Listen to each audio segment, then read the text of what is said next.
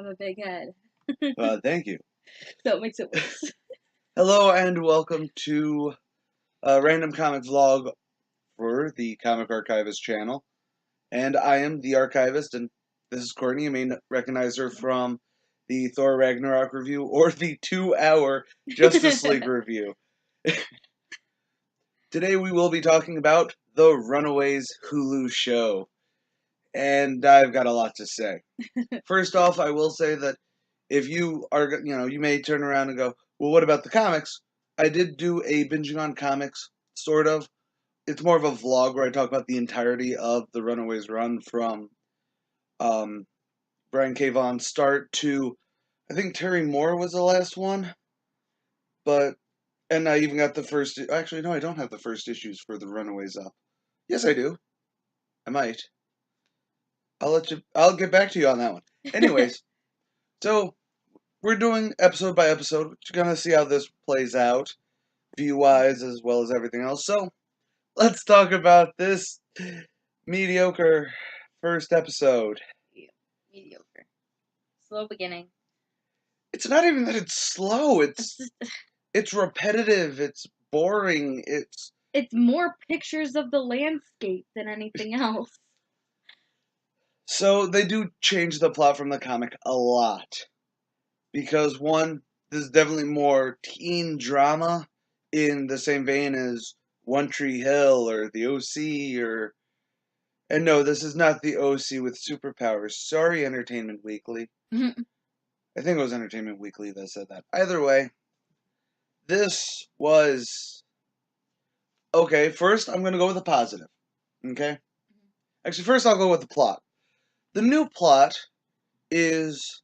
Well, first, it starts off with a random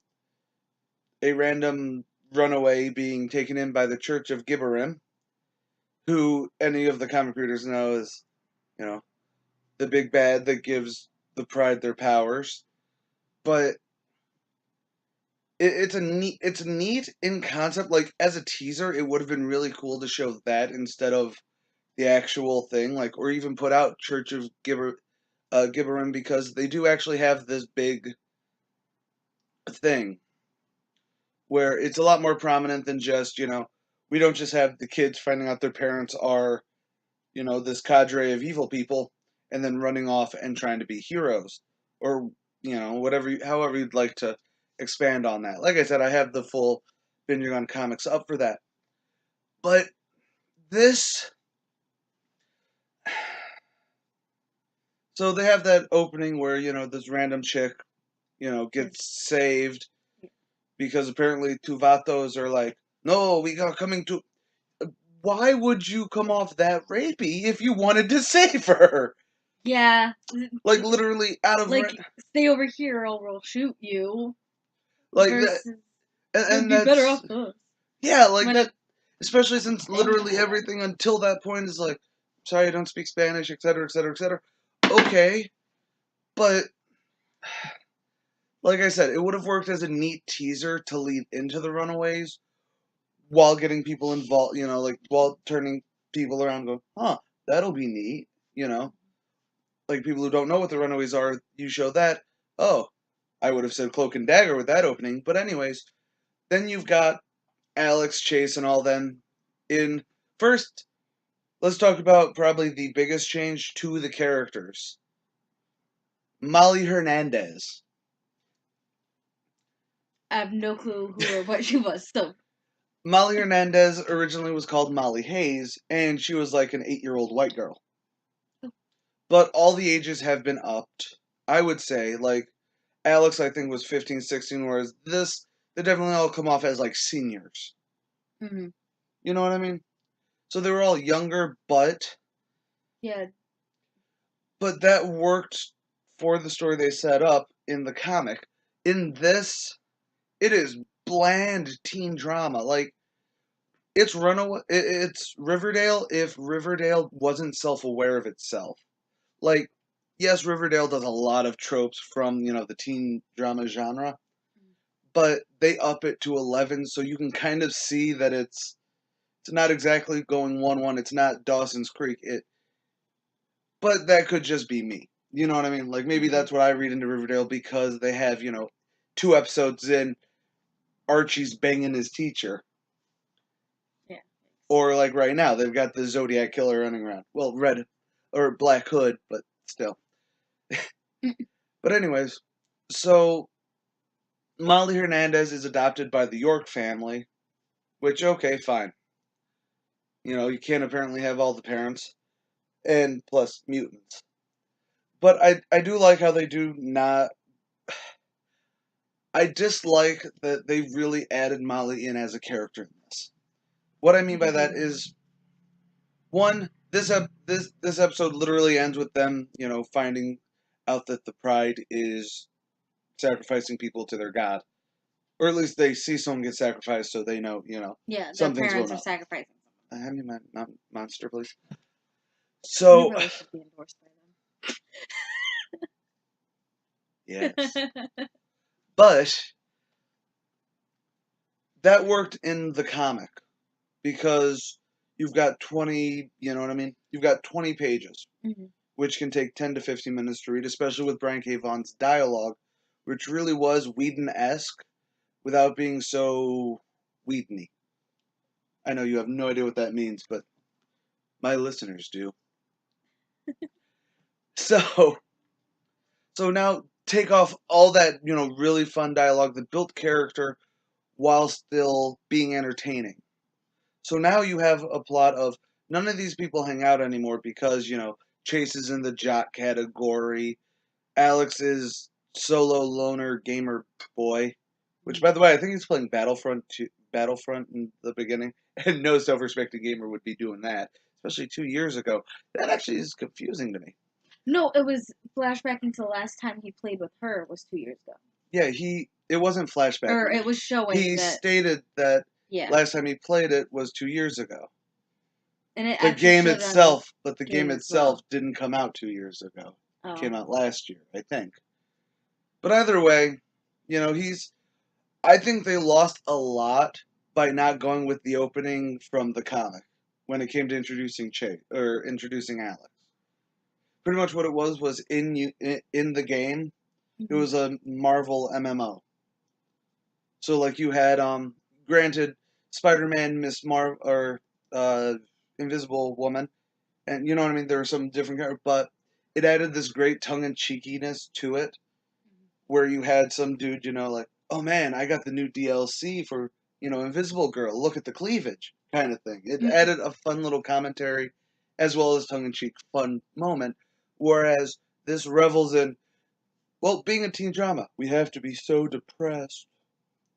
Secondly, they now have Amy, who was Nico's sister, I'm assuming. She was Asian, they lived in the same house. I'm putting 2 and 2 together there. I'm sorry if that sounds insensitive. But Alex was so into her, but she's dead for 2 years, assumably. And that is what air quotes split them apart because he didn't show up to the funeral. And then that just all cascaded, but it's like, come on. Carolina actually brings this up. They were only friends because their parents kept hanging out. So that's why the comic worked better. I know you're going to hear that a lot. The comic worked better. But the comic worked better. Sorry if you hear the cat scratching in the background. Yeah. So, you had them pretty much just hanging out, not wanting to hang out, like, you know what I mean? Because they just don't want to go home because of the things going on in their life. Well, that was in the show. I was talking about in the comic. Oh, well, in the show. I know. Well, I'll get into the show after I go. They were all forced to hang out, kind of like your cousins at a holiday. Would be the best way to do it. You know what I mean? Mm-hmm. Like when you're 15, 16. Oh, it's time to go over to grandma. Or in the comic, in the original, because afterwards they find out their parents are killing people, and then they become runaways. They run away. But in it, so the only reason they're hanging out to find out that their parents is because, they're forced to, and they're at the age where it's like, why the hell can't I just be left home? Mm-hmm. It's not like they're, 10 or 11 anymore. They are old enough that they don't have to come, but their parents make them come. Mm. So in this, however, it's built around Amy, where, they don't hang out anymore. Not because they weren't friends, but because Amy died. Or Amy's gone, or she's gone. Most likely she's dead, but we'll probably find out in the next. So, in this, it's, all built around Amy, this new character, and Alex liked her, maybe even loved her.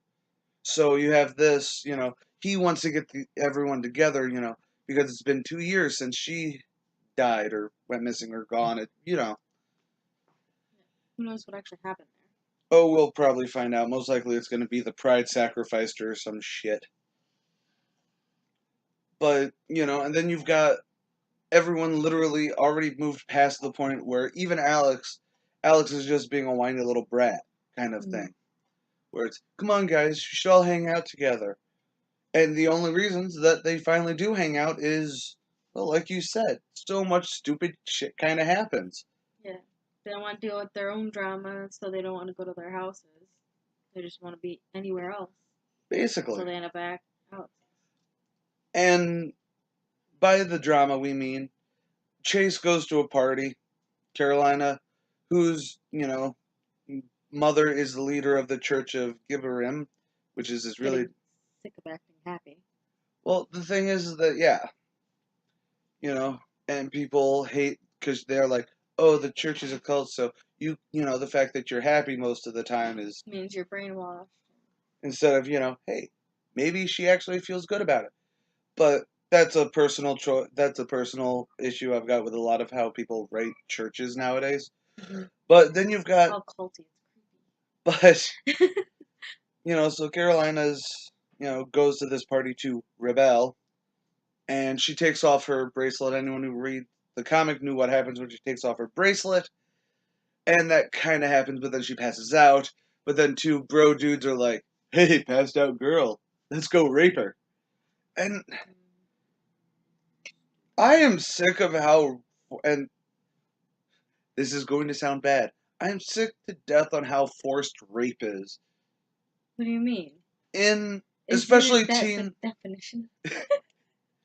You should not be raped by rape in stories. What I mean by that is that you couldn't just have it, Chase sees her passed out on the floor because she passes out after she takes off her bracelet. Chase finds her on the floor. Fuck, she must have taken something. He goes to Alex's because he's like, look, we can't take her, home. Well, we have to... She might have OD'd on something or something like that. You know what I mean? Have him panic, but have him show that... It had to be his asshole friends that picked her up and tried to rape her. And that's exactly it. It's like, are you... There's coincidence... But then again, if they did that, it would have been a little bit too predictable. Too predictable. As soon as she passed out at a party, I'm like, great, they're gonna go this fucking route. Rape has become more predictable in stories and everything because it's for me, but it's because it's a cheap pop. It's cheap heat. It makes Chase look better, and you know what I mean? Because he's raped bad, which, is not a bad way to do things. Yeah. But it's not a character. Well, that's the thing. It's not, it doesn't really build a character. Mm. You have Chase instantly run over to Alex's with, Carolina unconscious, and then you can build that, maybe he's brash, maybe he's impulsive. He couldn't go anywhere else, so his immediate thought was Alex, because Alex invited him over. So bam, you now have that. You also show that there's still a little connection between this group, which could help build because the Runaways had this big family angle to it. Yeah. It would have been better even if he called maybe the one lady Dish and said, hey, this happened, and could you help? Yeah, or hell, that would have been great too. He shows up, at the library, wherever the hell Gert was. Yeah, I will get to Gert in a second. You're like, hey, look, I was being a jerk and went to this party, but this happened. Blondie, help, and... Blondie might have OD'd. Your parents are all into that herbal shit. We gotta, And then Gert turns around and goes, well, we can't do this in the back of an Uber, Yeah. let's go here. Basically, there were literally a billion ways to do it better. That would have connected them more, too. Exactly. Than just, well, she almost got raped, so we came here for some pizza. And that is what annoyed me about how come they wound up at Alex's.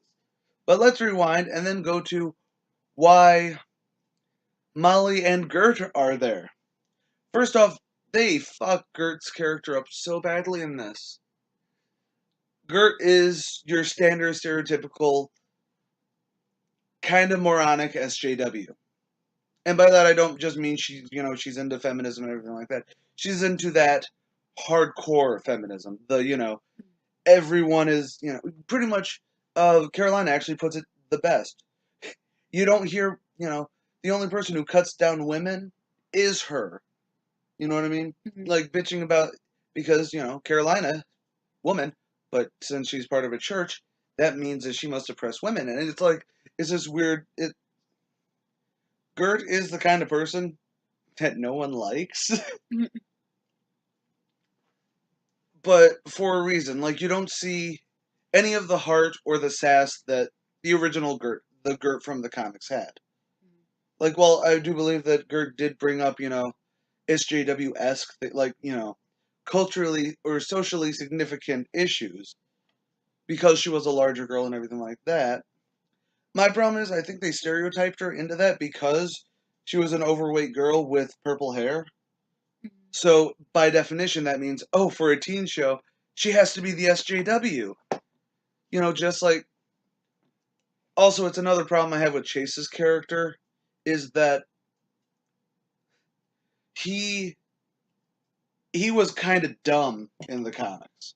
Mm-hmm. By that I mean he wasn't dumb like really fucking stupid, but he was an average. His brain was average. Yeah. But because that dichotomy was him kind of being the opposite of his parents. His parents were the tech savvy and everything like that. That's when they put him right in the tech savvy. Well, with that glove thing. Yeah, you have Chase designing the Fistigons, and it's like, bruh. The point was that he wasn't his parents. Because in the comics, the Pride is a cadre of pretty much supervillain tropes. Mm-hmm. You've got the super genius, the evil geniuses. That was Chase's thing. So all of a sudden you've got, if you were really afraid of me, you'd be getting, A's. And it's like, by the way, hi, James Marsters. I didn't know you were in this. He played Spike on Buffy. Oh. Wow. Okay. Sorry. Yes, but that's kind of a weird thing. I actually love the Pride in this more than I did the comics, though. I don't feel like I've seen enough of the Pride. Well, that's sort of it. There's still at least more scenes of the Pride in this than in the comics. Okay. So you never really got a really good gauge on who the parents were. They don't even get along really either. Well, that's very true, and that's what I liked about how that worked out. So, anyways, back to before I got on that tire. So, yeah. Gert's all SJW out, and her and Chase have this huge because he big dumb jock boy. Yeah. Also with that, I think part of that with the show is he's masking himself as well, probably by diving into his parents' stuff rather than being who he is. And that could be very true. But you don't see it. That's kind of reading into it, so I don't know. Like, literally, you've got, oh, I like being a jock. By the way, I'm calling these Fistigons, and you see him designing it, it's like, so, yeah, that's just weird. To me, it's weird. I mean, like, maybe later on it gets a lot more clear. Yeah, maybe it makes sense. This is definitely a show written for a full series rather than an episode-by-episode basis. Yeah. You know what I mean? Like, I could see maybe 4 or 5 episodes down the road, oh, this is the penultimate episode, this is the episode that really does, dive into everything, whereas everything else is building up to it. Mm-hmm. And build up shows like that do have a problem because they're not written for this episode was good. This episode was good. Mm-hmm. It's written to be, these episodes make this particular episode good. later down the line. Yeah. So, anyways, Gert and Molly is adopted by the York family, Gert's family. And they do this really awkward, terrible, menstruation thing with Molly because she's not feeling well. Anyone who read the comics, yes, it's in there where, her parents are like, don't worry, it's because she's. Oh my god. But the thing is that she's 8 or 9 in the comic. But now But she's there's no. over 12 now.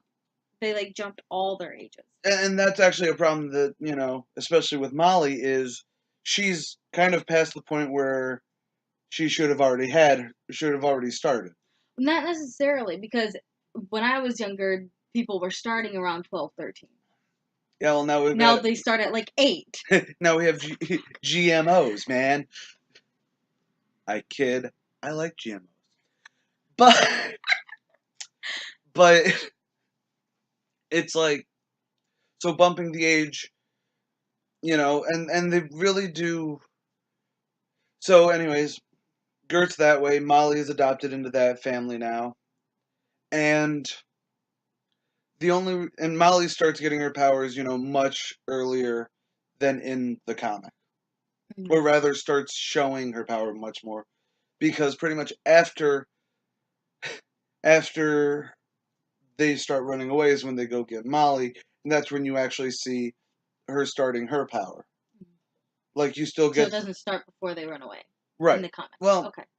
Kind of during them running away. As weird as that sounds, it's during. It makes sense. Because it's actually one of my favorite panels is when Molly first sees Old Lace. That was the dinosaur. Okay. It turns into this, dinosaur, immune. And it's laid out very well. I think I have the panel up on my Facebook. I'll show it to you afterwards. I have a few up there. Because while I was working on the Runaways, binging on comics, I was taking panel shots. Anywho, so Gert goes off to library wherever because she's like, okay, Chase, I'll help you with your Spanish. And it felt really out of the blue. You know what I mean? A little bit, yeah. Like, because you literally, the scene prior, the previous scene with Chase and Gert is Gert going, well, fuck you, jock boy, basically. Yeah. And then literally next it's, so Spanish teacher sucks, huh? Want to meet up at the library and, go over Spanish? And it's like, hold the fuck on. Well, you can see they were all trying to connect at one point or another, but they just were too upset or whatever. The problem is that Alex tried playing off their sympathy later on, because of Amy.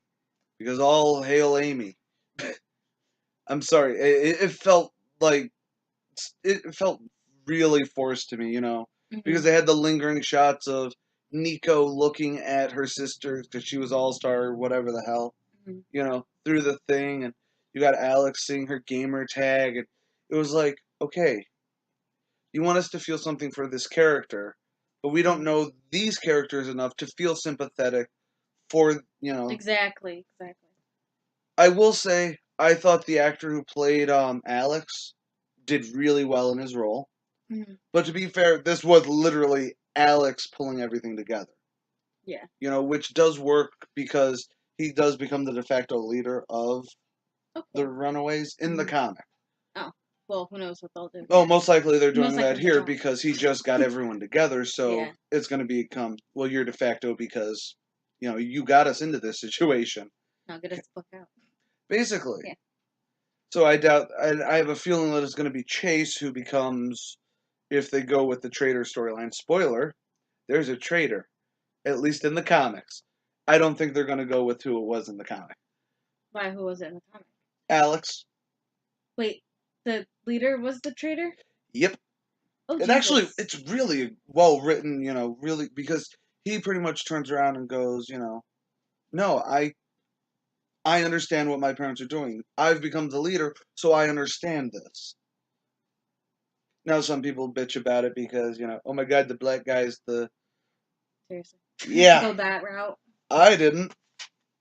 It's just when people want to bitch, they will find whatever they want to bitch about.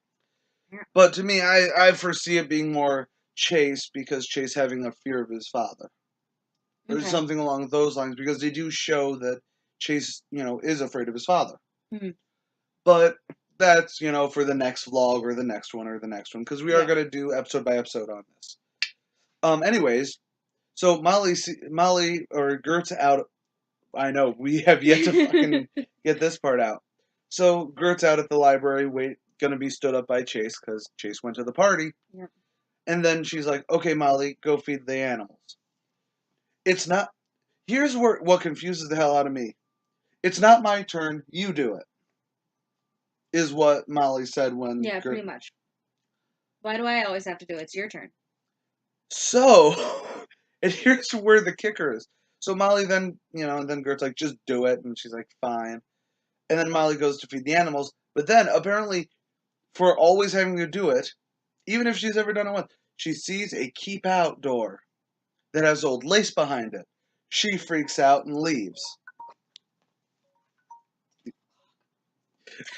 So she freaks out and leaves, calls Gert and like, just come get me. We need to. I can't be in the house. Instead of being the logical person going, why? What happened? What did you see? Because if your 12-year-old sister or however old she's supposed to be, calls going, I can't be in the house anymore. Oh my God, I need to get out.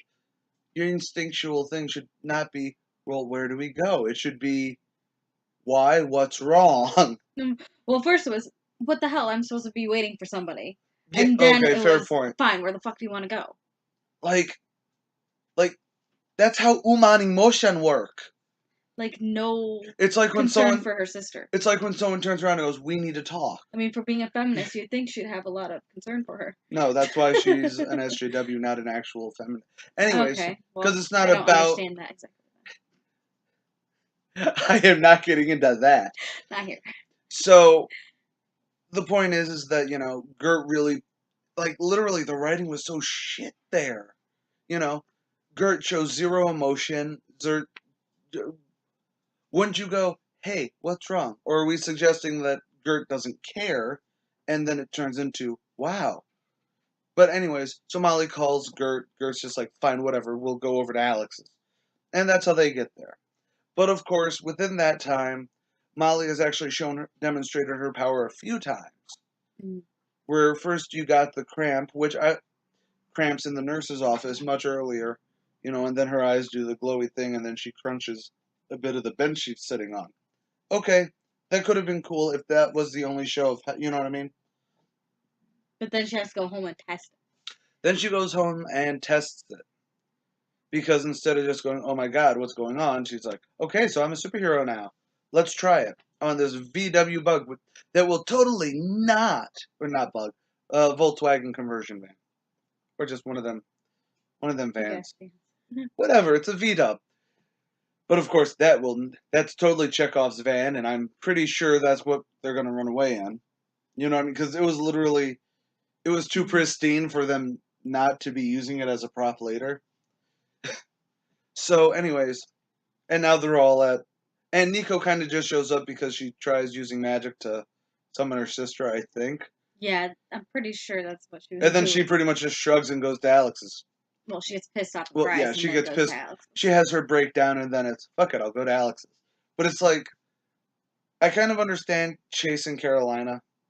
Because, again, had they better chases, reason to go. Gert's, I don't think I think Gert's makes the most sense, like Gert and Molly going over to Alex's, because Gert doesn't have friends. You know what I mean? Yeah. So, boom, there's that. But then I could see Chase and Carolina going back to Carolina's house. Because her big thing was But she said, I can't go back to my parents' house. I can't go home. Did they not know that the Pride was meeting? You know what I mean? I don't think the other kids realized that their parents were at his house. I don't either, because it's like, they totally... It was just kind of all but stupid. Dumb. But anyways, so they show old Lace. They show Molly with her powers. They show Nico trying to cast magic, but she doesn't bleed yet, so she doesn't have the Staff of One. It'll be later. Her power is magic. Whenever she bleeds, be it my personal favorite was actually Volume 2, where pretty much there's a specific time of the month where she doesn't have to cut herself to bleed. It Yeah. actually worked very well in a surprise moment in the comic. But anyways, Neat. so yeah, this is already 30 minutes long.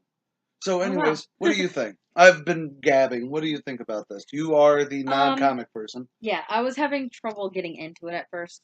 It took a while for me to. I don't actually connect with any of the. It's because there's no Kids yet. meat to these characters. There's not enough meat. And you like Pretty Little Liars, so I'm teasing. Really? There's at least On the meat to. internet? Hold on. There's at least meat to the characters in Pretty Little Liars. Yeah.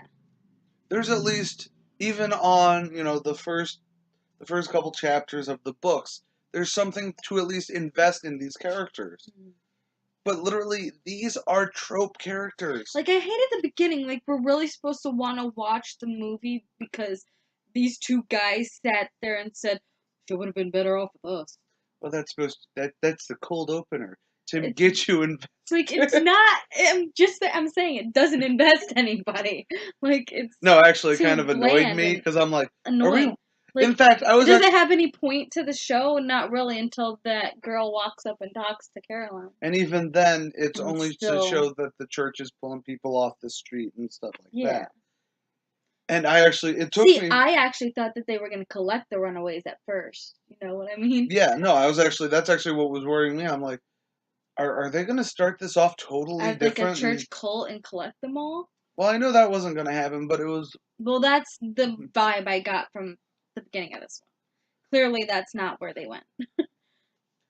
So, anything that you did like? Like, I liked the actor for Alex, and I thought I agree. I thought the Pride had a lot more meat, or at least in this first, than in the comic, because you got to see, them talking with the kids more, or them interacting more.